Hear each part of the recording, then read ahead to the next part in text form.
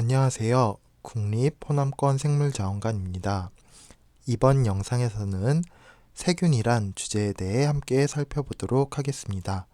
우리가 앞선 영상에서 배운 진정세균이란 무엇인지 함께 살펴보고 진정세균과 고세균의 차이점에는 어떠한 것들이 있는지 살펴보도록 하겠습니다. 그리고 우리가 많이 헷갈리는 세균과 바이러스란 무엇인지 함께 살펴보며 이번 영상을 마무리해 보도록 하겠습니다. 진정세균의 특징.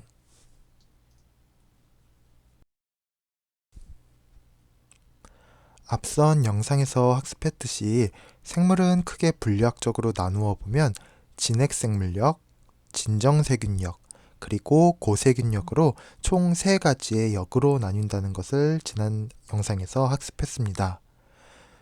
그래서 현대의 생물 분류는 총 3역 6개라는 생물 분류 체계를 갖고 있는데요. 그중 세균, 우리가 일반적으로 세균이라고 말하는 진정세균역에 속한 생물들에 대해 살펴보려고 합니다. 유전자 염기서열 분석을 통해 분류된 것으로 이 중에 세균은 진정세균을 의미하죠.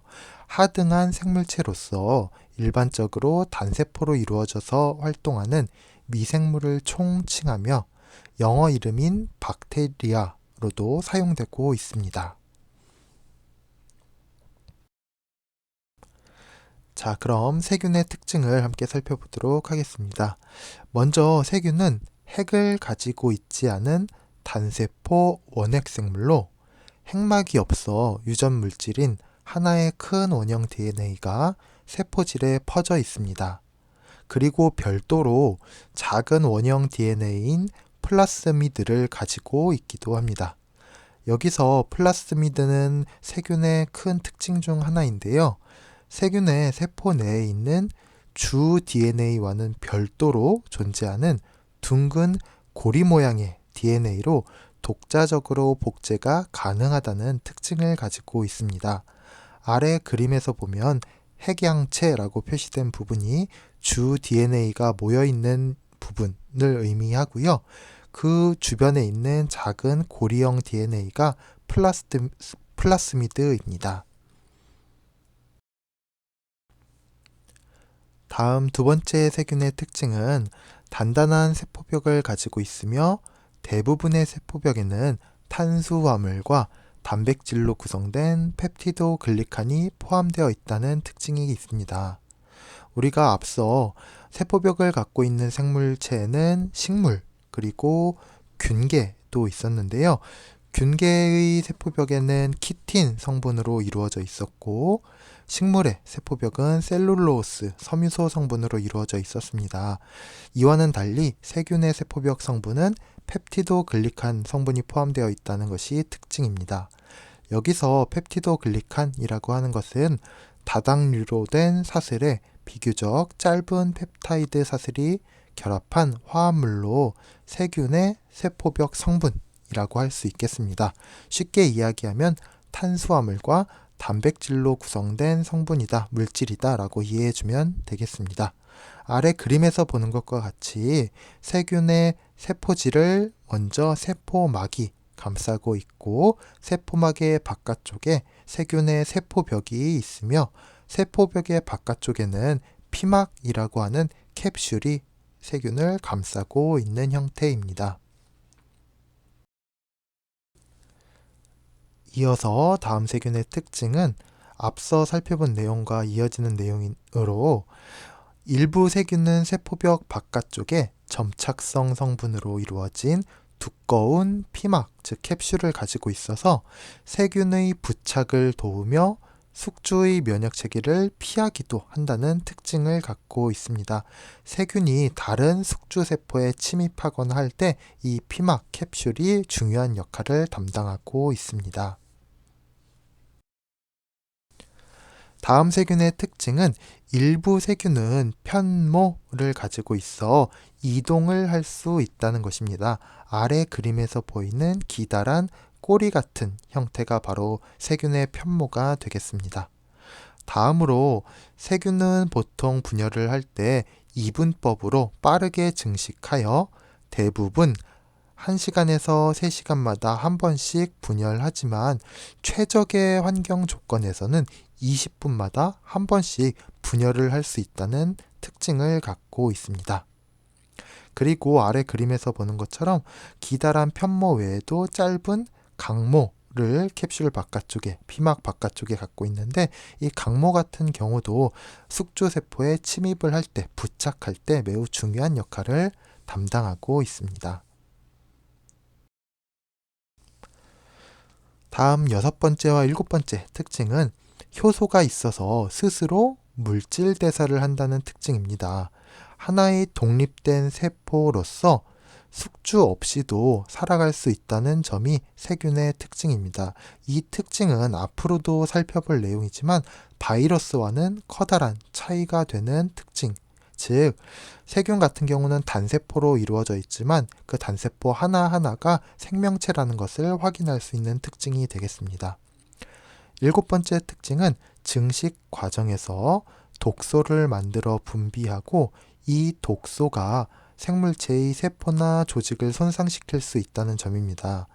이 독소가 만들어지는 세균들 같은 경우는 우리 사람이나 사람과 같은 동물이나 또는 식물에게 병원체로서 작용을 할 수 있고요. 그 결과 질병을 일으킬 수 있다는 점도 생각해 볼 수 있겠습니다. 아래 그림을 보면 세포질 안쪽에 작은 리보솜들이 떠다니는 것을 볼 수 있는데, 리보솜뿐만 아니라 다양한 효소가 있어서 스스로 물질 대사를 하고 물질을 합성할 수 있다는 특징이 세균의 특징이라고 할 수 있겠습니다. 자, 여기까지 해서 세균의 특징을 살펴보았고요. 이어서 세균의 구조에 대해서도 살펴보도록 하겠습니다. 앞서 살펴본 세균의 특징과 이어지는 내용으로 세균의 구조도 함께 살펴보도록 하겠습니다. 세균은 하나의 세포로 생명 정보를 이루는 핵산을 가지고 있습니다. 여기서 핵산이라고 하는 것은 DNA나 RNA와 같은 유전 물질을 의미합니다. 따라서 DNA와 RNA를 모두 가지고 있고 세균은 단독으로 각종 생명 현상을 보일 수 있다 는 점을 생각해 볼 수 있겠습니다. 그리고 이를 통해 성장과 발육을 할 수 있는 생명체다라는 점 생각해 볼 수 있겠습니다. 다음으로 세균의 구조는 주 염색체 외에 플라스미드라는 작은 원형의 부수적인 DNA를 갖고 있다는 점이었습니다.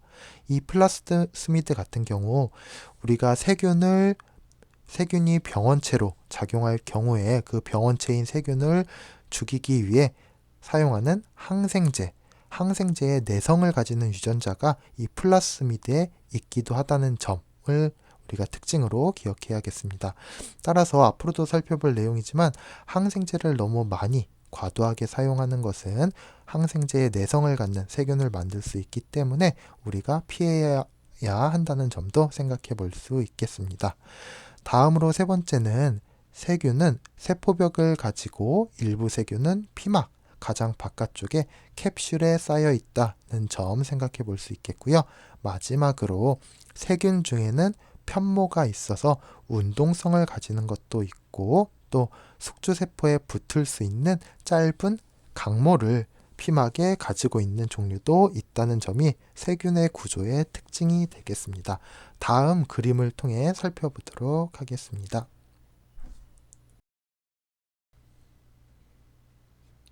세균의 구조가 그림으로 표시되어 있습니다. 보는 것처럼 세포질에는 세균의 유전물질인 유전물질이 위치하는 부위를 우리가 핵양체라고 하는데 핵양체를 확인할 수 있고요.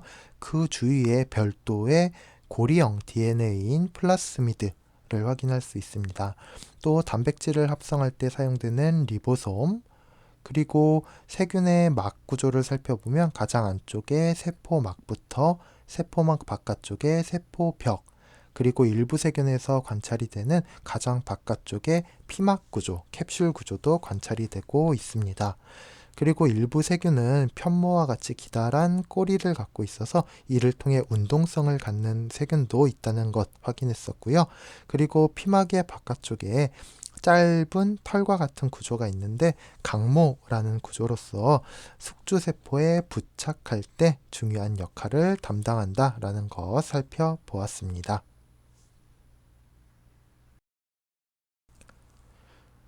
다음으로 우리가 세균에 대해서 살펴볼 내용은 세균의 종류에 대해 살펴보려고 합니다. 우리가 세균을 여러 가지 기준으로 나눌 수 있는데 세균을 모양이라는 기준에 따라 나누어 본다면 둥근 모양의 구균, 막대 모양의 간균, 그리고 나선형을 이루고 있는 나선균으로 크게 세 가지 모양으로 구분을 해 볼 수가 있습니다. 먼저 구균에 대해 살펴보면 둥근 모양의 세균으로 각기 따로 존재하는 단구균, 그리고 짝을 이루어 있는 쌍구균, 여러 세포가 사슬 모양으로 늘어있는 연쇄상구균, 그리고 포도송이처럼 뭉쳐있는 포도상구균 등으로 구분이 될 수 있습니다. 이러한 구균들 중에 질병을 일으킬 수 있는 병원성 구균에는 식중독균이나 폐렴균이 해당이 됩니다. 오른쪽 그림처럼 둥근 모양을 갖고 있는 세균을 우리가 구균이라고 부르고 있습니다. 다음으로 두 번째 종류는 바로 간균입니다. 간균이라고 하는 것은 막대 모양으로 길이가 일정하지 않은 세균들을 우리가 부르는 용어인데요. 대표적인 예로는 폐결핵균 또는 이질균, 그리고 파상풍균이 간균에 해당이 됩니다. 마지막으로 나선형 모양의 나선균에는 긴 나선형을 이루고 있으며 세포의 끝에 실 모양의 편모가 있어서 빠르게 이동할 수 있는 특징을 갖고 있으며 대표적인 예로는 콜레라균이나 메독균, 그리고 헬리코박터 파일로리균 역시 나선균에 포함이 됩니다.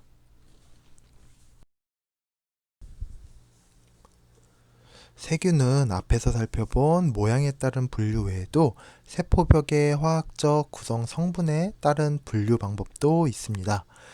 그람 양성균과 그람 음성균으로 분류하는 방법인데요.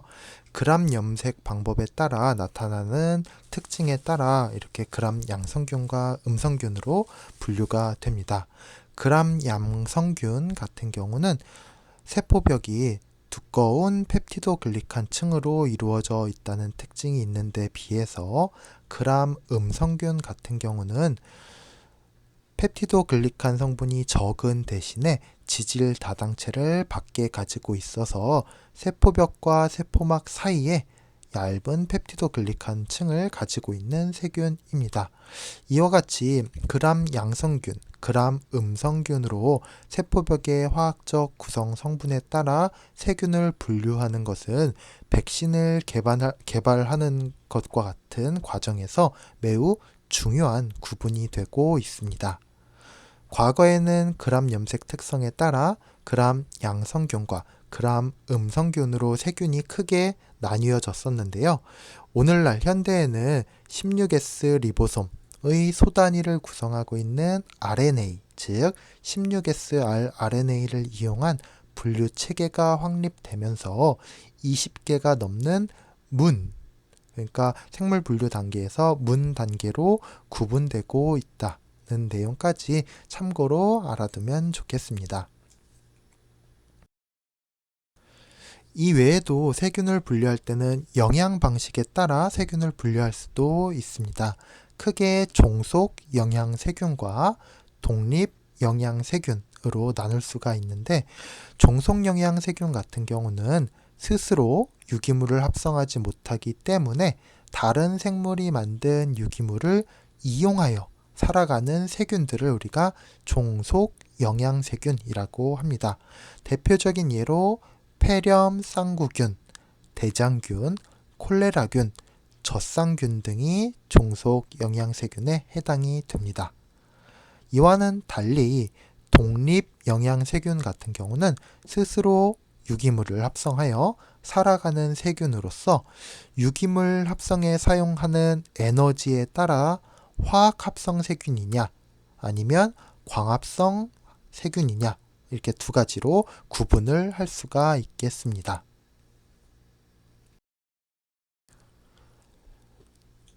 독립영양세균은 크게 화학합성 세균과 광합성 세균으로 나눌 수 있다라고 하였는데요. 화학합성 세균 같은 경우는 무기물을 산화시켜 발생하는 화학에너지를 이용하여 유기물을 합성하는 세균들을 일컫고 있습니다. 대표적으로 철세균이나 황세균, 아질산균, 그리고 질산균이 화학합성을 하는 세균에 해당이 되겠고요. 광합성을 하는 광합성 세균 같은 경우는 빛 에너지로 광합성을 하여 유기물을 합성하는 세균들로서 남세균이나 녹색 황세균이나 홍색 황세균이 여기에 해당이 됩니다. 이 중에 아질산균과 남세균에 대해서 조금 더 자세히 살펴보도록 하겠습니다. 먼저 아질산균 같은 경우는 토양세균의 한 종류로서 토양에 있는 암모늄 이온 성분을 산화시켜 아질산 이온으로 바꾸어주는 아질산 이온을 생성하는 역할을 담당하고 있습니다. 따라서 토양의 질소 순환 과정에서 없어서는 안 될 세균이라고 우리가 생각할 수 있습니다. 다음으로 남세균 같은 경우는 남세균은 엽록체라고 하는 식물에 있는 세포 소기관, 광합성을 담당하는 세포 소기관이죠. 이 엽록체의 기원이 되는 생물이 바로 남세균입니다. 보통 단세포이거나 여러 세포가 모여 군체를 이루기도 하는데요. 세포막이 함입되어 형성된 틸라코이드와 유사한 막 구조뿐만 아니라 엽록소가 있어서 광합성을 하는 진정세균에 해당이 됩니다. 남세균 같은 경우 과거에는 진핵생물 중 원생생물로 분류되었으나 오늘날에는 세균, 진정세균으로 분류가 되고 있습니다. 남세균의 예로는 아나베나 또는 흔들말을 우리가 생각해 볼 수 있겠습니다. 남세균은 엽록소 A와 남조소를 갖고 있다는 특징이 있는데요. 호수나 강물이 녹색으로 변하는 녹조 현상 같은 경우 이 남세균이 급증하여 나타나는 현상이다. 남세균과 관련된 현상이라는 것까지 우리가 기억해 주면 좋겠습니다. 다음으로 우리가 세균에 대해 살펴볼 내용은 세균의 대사의 다양성에 대해 살펴보려고 합니다. 세균에서는 생물에서 발견될 수 있는 모든 유형의 대사가 세균에서 발견되고 있다는 특징이 있는데요. 독립영양, 종속영양, 광합성, 화학합성, 그리고 호기적 호흡이나 혐기적 호흡, 그리고 발효까지 다양한 대사 유형이 세균에서 관찰이 되고 있습니다.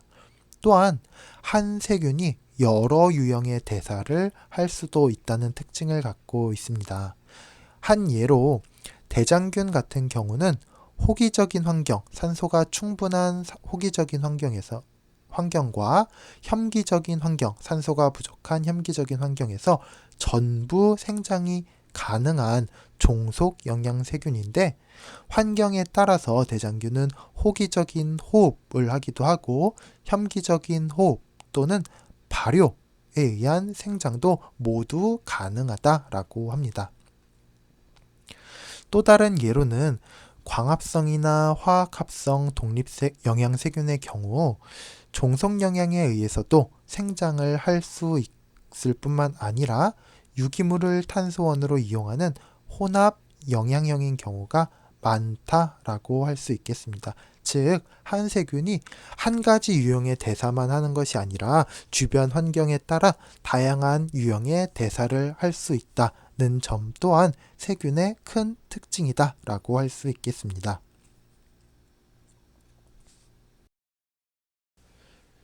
다음으로 살펴볼 세균의 특징은 세균이 살아가고 있는 세균의 서식처에 대해 살펴보려고 합니다. 세균은 지구상의 어느 곳에든 발견이 되고 있는데요. 각 물리화학적 환경 요인을 위주로 하여 살펴본 세균의 생장 가능 범위를 한번 살펴보도록 하겠습니다. 먼저 온도라는 환경을 살펴보려고 합니다. 대부분의 세균은 섭씨 20도에서 60도씨 사이의 범위에서 생장이 가능합니다. 하지만 일부 초호열성인 세균 같은 경우 섭씨 80도씨 이상의 온도에서도 생장이 가능하고, 일부 세균은 생장 상한선이 95도씨인 것으로 알려져 있다라고 합니다. 그리고 유산균에 속하는 일부 세균은 영하 5도씨에서도 증식이 가능한 것으로 알려져 있습니다. 이처럼 세균은 온도 범위가 극한적인 환경에서도 살 수 있다는 특징을 보여주고 있습니다.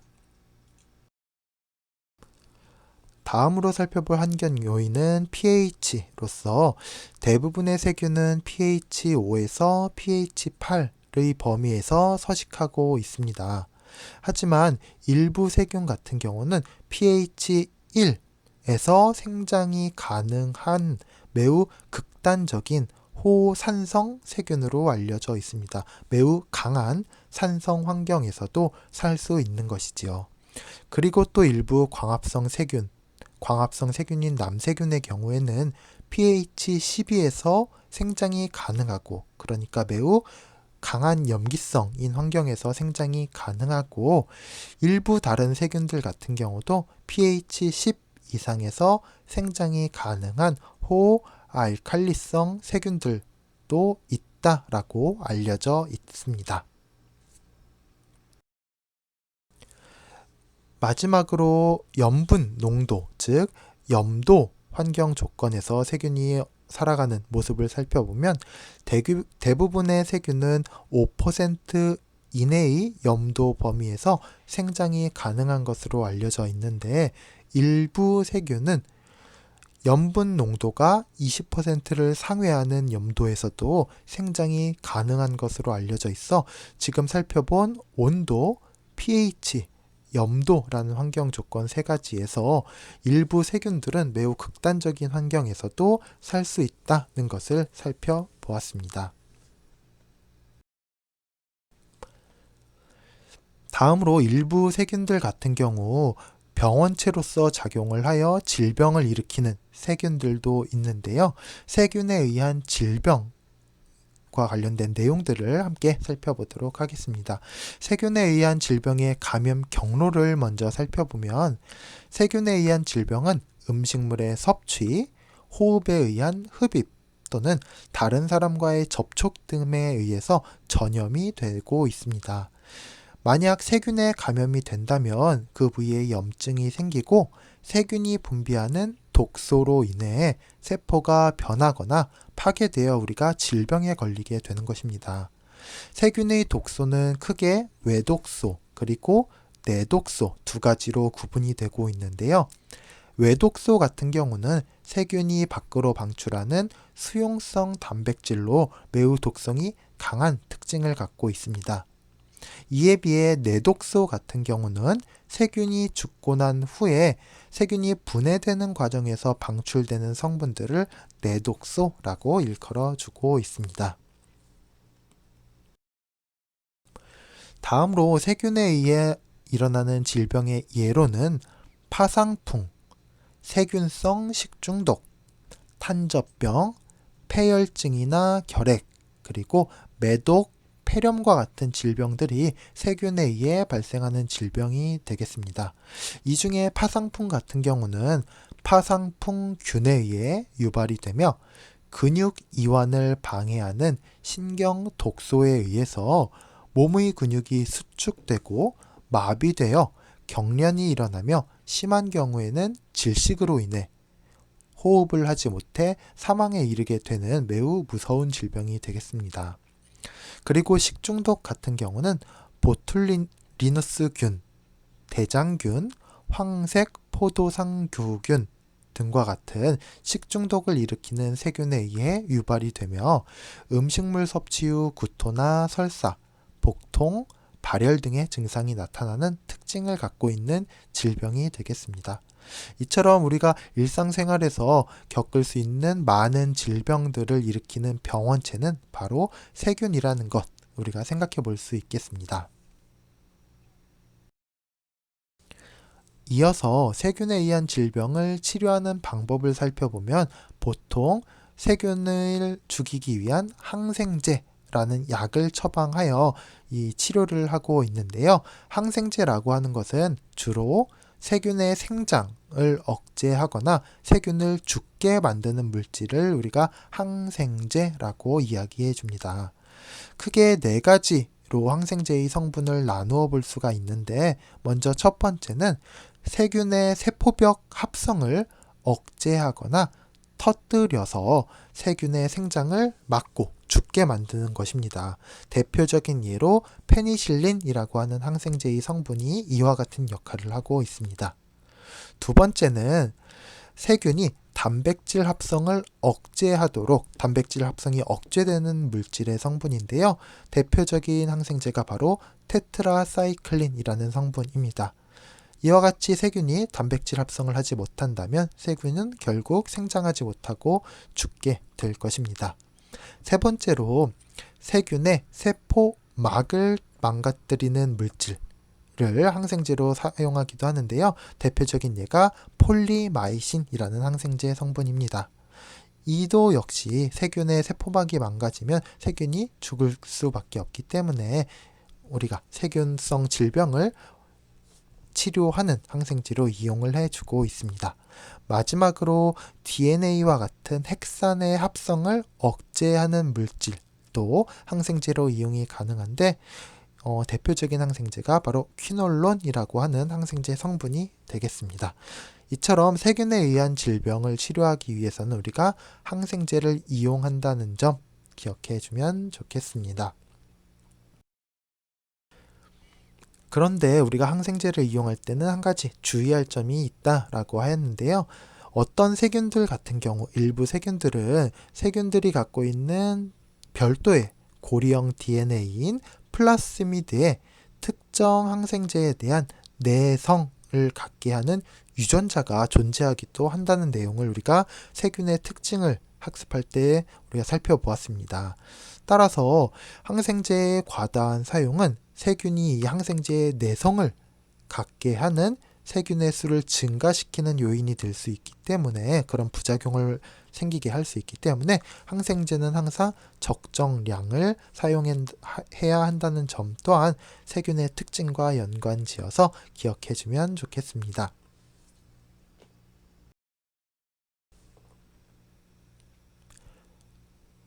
고세균. 자, 우리가 생물은 크게 진정세균력, 그리고 고세균력, 마지막으로 진핵생물력과 같이 총 3개의 역으로 분류할 수 있다라고 하였는데요. 우리가 앞서 살펴본 내용들은 우리가 일반적으로 부르는 세균, 즉 진정세균이라는 생물에 대해서 살펴보았습니다. 그렇다면 진정세균과 고세균은 어떠한 차이점이 있는지를 고세균의 특징을 살펴보면서 함께 비교해 보도록 하겠습니다. 자, 고세균의 특징을 살펴보면 첫 번째로 심해의 열수구나 또는 염전이나 염호, 그리고 화산온천 등 말로만 해도 매우 극한의 환경이라는 것을 알 수 있는데요. 이와 같은 극한의 환경에서 서식하고 있는 단세포 원핵 생물들을 우리가 고세균이라고 해주고 있습니다. 대부분 무기물이나 유기물을 산화시켜 에너지를 얻는 영양 형태를 갖고 있고요. 일반적인 진정세균과는 달리 세포벽에 펩티도글리칸 성분이 없다는 특징을 갖고 있습니다. 또한 세포막을 구성하는 지질의 성분도 일반적인 진정세균과는 다르다는 특징이 고세균의 특징이라고 할 수 있겠습니다. 그리고 우리가 앞으로 살펴볼 내용이겠지만 이 고세균 같은 경우는 이름은 세균이지만 진정세균보다는 진핵생물들과 더 유사한 생물적 특징이 많다는 것을 특징으로 갖고 있습니다. 예를 들어 고세균의 전사와 번역에 관여하는 유전자는 진정세균보다는 오히려 진핵생물들과 더 유사하다는 점을 통해서 우리는 고세균은 진정세균보다 진핵생물들과 유연관계가 더 가깝구나 라는 것을 알아내었습니다. 실제로 아래의 표를 보면 세 가지 역의 특징을 비교해 보았는데요. 핵막, 막성 소기관, 세포벽의 펩티도글리칸, RNA 중합효소, 단백질 합성의 개시 아미노산, 히스톤과 결합한 DNA, 그리고 100도씨 이상에서 생존 능력이라는 이런 특징을 진정세균력, 고세균력, 진핵생물력에 속하는 생물들마다 나누어서 비교를 해 보았습니다. 먼저 핵막 같은 경우 핵막의 여부를 보면 진정세균력과 고세균력은 모두 핵막이 없는 원핵생물이고 진핵생물 같은 경우 핵막이 있다는 특징을 갖고 있습니다. 막성소기관 역시 진정세균과 고세균 같은 경우는 막성소기관이 없지만 진핵생물은 막성소기관을 갖고 있습니다. 하지만 세포벽의 펩티도글리칸 성분 같은 경우는 오로지 진정세균들만 갖고 있으며 고세균이나 진핵생물은 세포벽에 펩티도글리칸 성분이 없다는 특징을 공유하고 있습니다. RNA 중합효소 역시 진정세균은 한 종류만 갖고 있는데 비해서 고세균과 진핵생물은 모두 공통적으로 여러 종류를 갖고 있고 단백질 합성에 이용되는 개시 아미노산 역시 진정세균은 포밀 메사이오닌인데 비해서 고세균과 진핵생물은 모두 메사이오닌을 이용하고 있습니다. 그리고 히스톤과 결합한 DNA 같은 경우도 진정세균은 없지만 고세균과 진핵생물 같은 경우는 고세균은 일부 있고 진핵생물은 있다는 특징을 갖고 있습니다. 마지막으로 100도씨 이상에서 생존하는 능력은 오로지 고세균에 속한 생물들만 갖고 있습니다. 이 표를 보았을 때 고세균역에 속하는 생물들이 갖고 있는 특징은 진정세균들보다는 진핵생물과 더 유사한 특징을 많이 갖고 있다. 유연관계가 더 진핵생물과 가깝다라는 것을 생각해 볼 수 있겠습니다.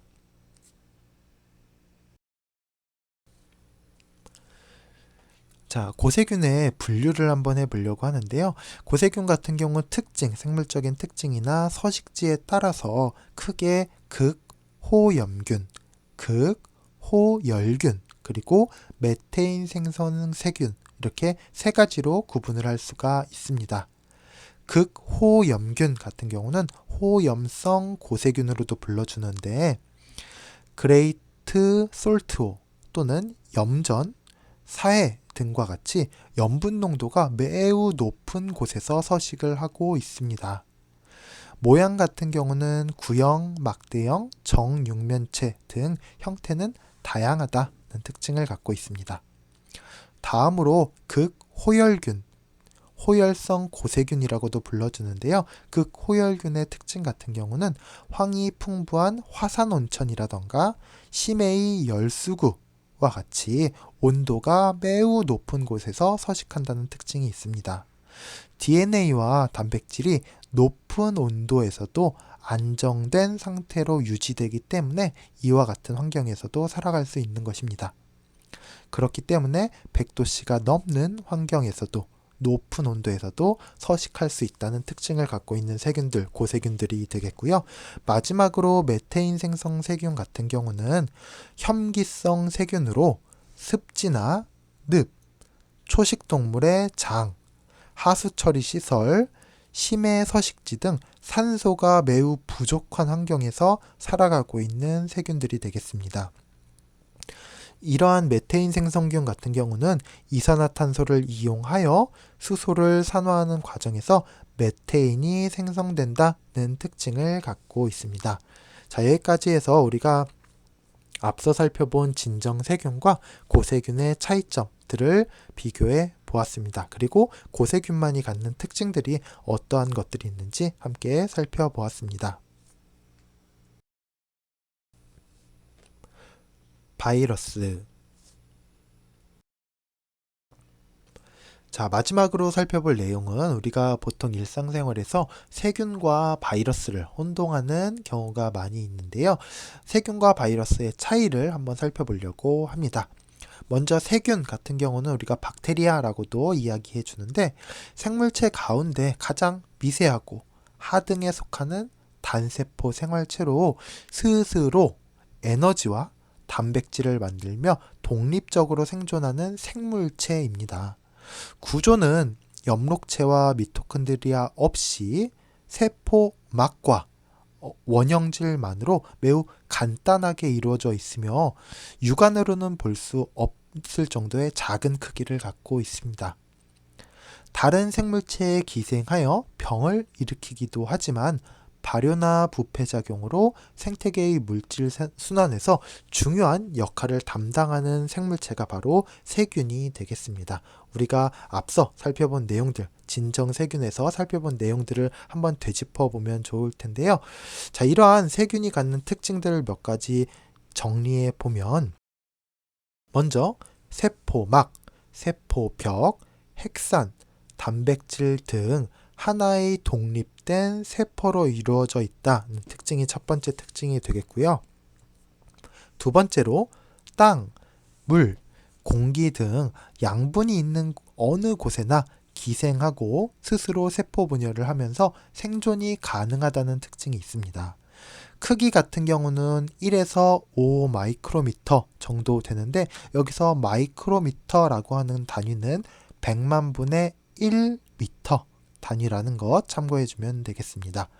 그리고 이 세균이 병원체로 질병을 일으킬 경우에는 우리가 항생제로 치료한다.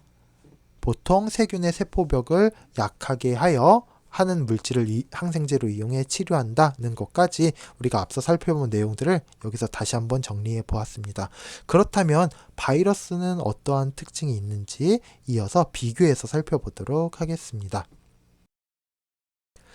바이러스는 단백질과 핵산, 여기서 핵산이라고 하는 것은 DNA나 RNA와 같은 유전 물질을 의미하는데요. 이 단백질과 핵산으로 이루어진 생물과 무생물의 중간적인 형태를 우리가 바이러스라고 합니다. 그리고 이 바이러스는 스스로는 물질 대사를 독립적으로 할 수 없다는 커다란 특징이 있습니다. 따라서 동식물이나 미생물이 살아있는 세포에 기생하여 살아가는 형태를 하고 있는데요.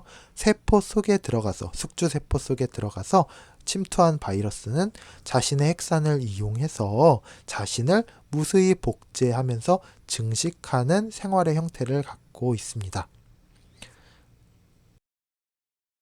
앞서 살펴본 세균과의 특징을 비교해 보면, 첫 번째, 유전 정보가 들어있는 핵산과 이를 둘러싸고 있는 단백질의 단순한 구조, 세포가 아닌 구조를 갖고 있고요.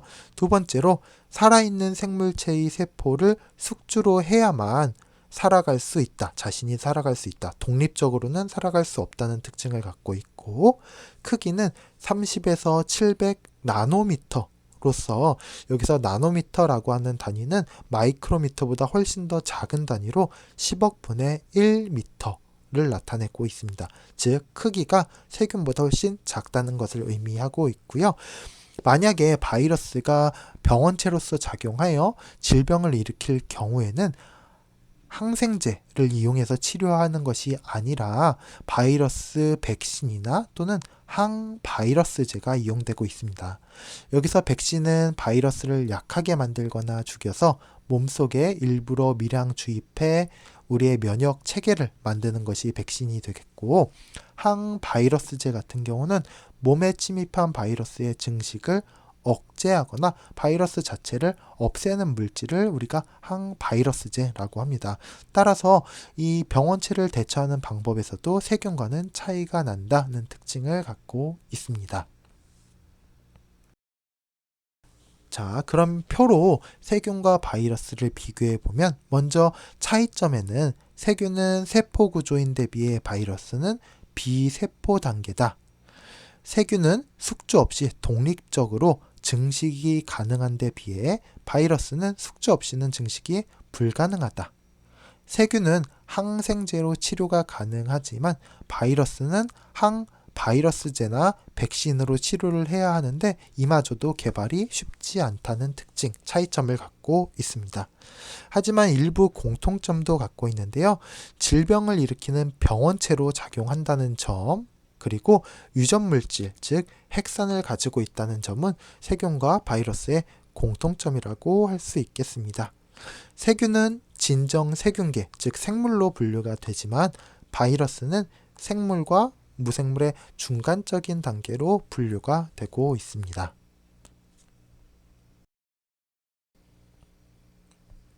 자, 그럼 이제 본격적으로 바이러스의 특징에 대해, 바이러스에 대해 조금 자세히 살펴보려고 합니다. 바이러스는 3력 6개 생물 분류 체계 중에 어디에도 속하지 않는 생물과 무생물의 중간적인 단계입니다. 원시 해양에 살던 종속 영양 생물이 기생생활을 하면서 세포성 구조를 잃어버린 것으로 우리는 현재 바이러스의 기원을 추정하고 있는데요. 단백질과 핵산, 이 두 가지 성분으로 바이러스가 구성되어 있고요. 크기는 0.01에서 0.02 마이크로미터로 세균보다 더 훨씬 작기 때문에 세균 여과기를 통과한다는 특징을 갖고 있습니다.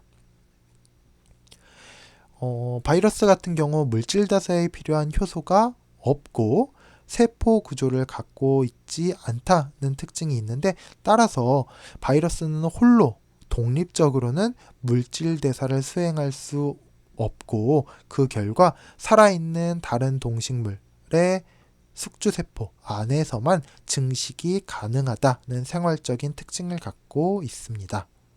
이 외에도 매우 단순한 유전체를 가지고 있기 때문에 돌연변이가 쉽게 일어나고 그 결과 새로운 바이러스 변종이 매우 나타나기 쉽다는 특징이 있습니다.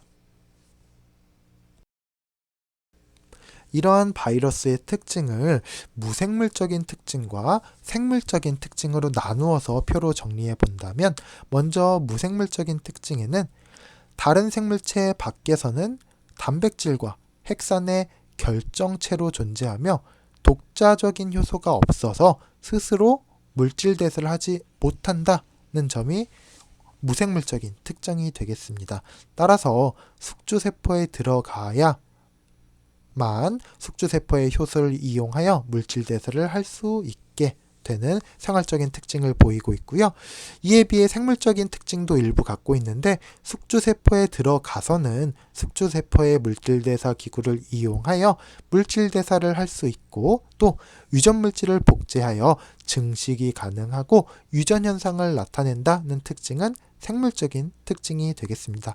또한 돌연변이가 일어나서 다양한 변종이 생기고 진화가 일어난다는 점 또한 생물적인 특징이라고 할 수 있겠습니다. 이처럼 바이러스는 무생물적인 특징과 생물적인 특징을 모두 지니고 있습니다. 바이러스를 여러 가지 기준에 따라 분류해 본다면, 먼저 핵산의 종류에 따라 바이러스를 분류하면 DNA 바이러스와 RNA 바이러스로 크게 나누어 볼 수가 있습니다. DNA 바이러스에는 대표적으로 아데노바이러스, B형 간염 바이러스, 천연두 바이러스 등이 포함이 되고요.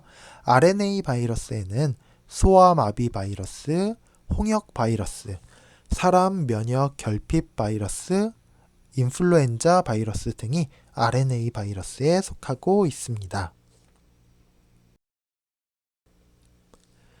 다음으로 숙주에 따라 바이러스를 분류해 본다면, 동물 세포에 기생하는 동물 바이러스, 식물 세포에 기생하는 식물 바이러스, 그리고 세균에 기생하는 세균 바이러스로 나누어 볼 수가 있습니다.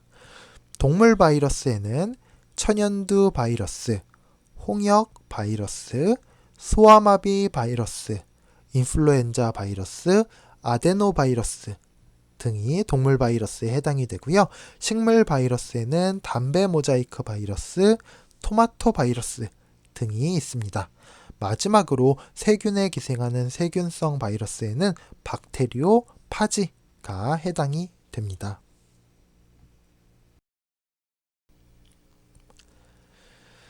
다음으로 살펴볼 내용은 바이러스에 의한 질병에 대해 살펴보려고 합니다. 바이러스에 의해 질병이 감염되는 경로는 이미 감염된 사람의 호흡 분비물이나 소화 분비물 또는 혈액, 상처 등을 통해 바이러스가 몸 밖으로 배출되어 다른 사람들에게 전염이 될 수가 있습니다. 숙주세포에 침입하여 바이러스가 증식하면서 세포가 정상적으로 기능하지 못하게 하고 세포 밖으로 나오면서 결국 숙주세포를 파괴하는 생활사를 보여주고 있습니다. 이와 같은 바이러스에 의한 질병의 예로는 감기, 독감, 천연두, 간염, 홍역이나 후천성 면역결핍 증후군, 즉 에이즈, 그리고 코로나 바이러스 감염증 19, 코비드-19 등을 예로 들 수가 있겠습니다.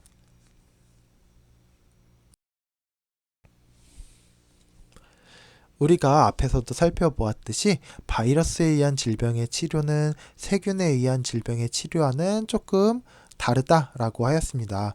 바이러스에 의한 질병 같은 경우는 항바이러스제를 이용하여 치료하지만 바이러스 같은 경우 돌연변이가 자주 일어나고 숙주세포의 물질대사 기구를 이용하기 때문에 치료가 매우 어렵다는 특징이 있습니다.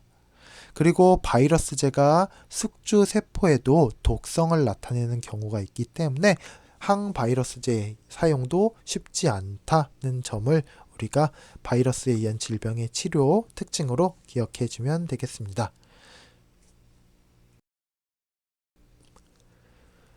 이번 영상에서는 세균이란 주제로 여러 가지 내용들을 살펴보았는데요.